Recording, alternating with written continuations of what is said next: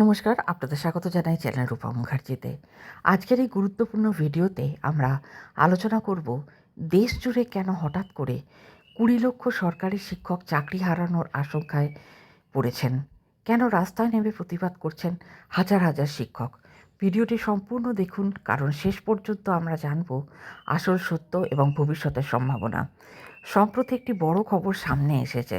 দেশের বিভিন্ন রাজ্যে বহু সরকারি শিক্ষক নিয়োগ প্রক্রিয়ায় অনিয়ম এবং আইনি জটিলতার অভিযোগ উঠেছে।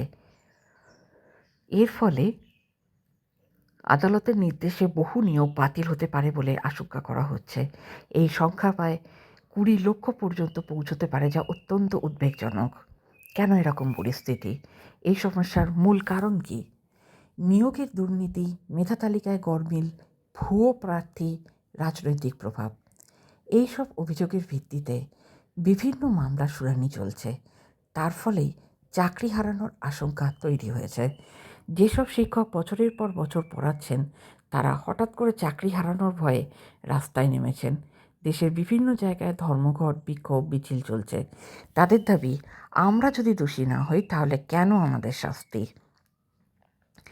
যদি এত বড় সংখ্যার শিক্ষক ছাঁটাই হয়, তাহলে স্কুলে শিক্ষক সংকট দেখা দেবে, পড়াশোনার মান কমে যাবে, ছাত্রছাত্রীরা ক্ষতিগ্রস্ত হবে।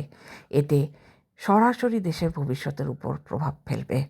এখন প্রশ্ন হলো, এর সমাধান কি?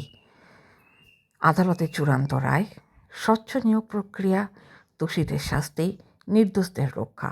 সরকার ও বিচার ব্যবস্থার সিদ্ধান্তের উপরই নির্ভর করছে এই ঘটনার ভবিষ্যৎ। আপনার কি মতামত? এই সিদ্ধান্ত কি সঠিক নাকি অন্যায়? কমেন্টে জানাতে ভুলবেন না। ভিডিওটি লাইক, শেয়ার এবং চ্যানেল সাবস্ক্রাইব করে রাখবেন এরকমই আপডেট পাওয়ার জন্য। দেখা হচ্ছে পরের ভিডিওতে। ভালো থাকবেন। ধন্যবাদ। নমস্কার।